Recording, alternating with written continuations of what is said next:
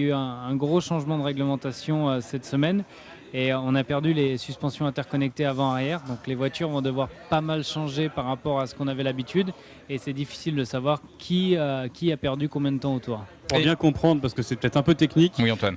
c'est quoi comment est-ce qu'on pourrait le définir simplement? C'est pas évident.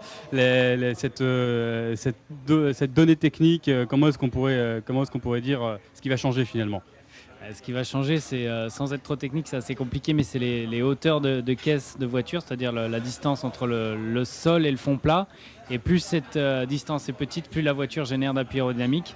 Sauf qu'avec la perte de ces suspensions, on ne peut pas rouler aussi bas qu'on était avant, sinon on risquerait de ne plus avoir les roues qui touchent le sol en bout de ligne droite. Romain Grosjean, le fait que vous n'ayez pas participé aux essais privés du côté de Silverstone entre les deux grands prix, est-ce que pour vous, à titre individuel, c'est un désavantage ça? Oui, parce que c'est un sport où on passe assez peu de temps dans la voiture et plus on peut rouler, plus on peut comprendre de choses. Maintenant, on sait que les règles changent souvent et que les voitures évoluent, donc il faudra s'adapter, mais c'est sûr que si je pouvais rouler une fois par semaine, je le prendrais. C'était un choix de l'écurie de ne pas vous faire courir à Silverstone? Oui, effectivement, c'était une demande de l'écurie.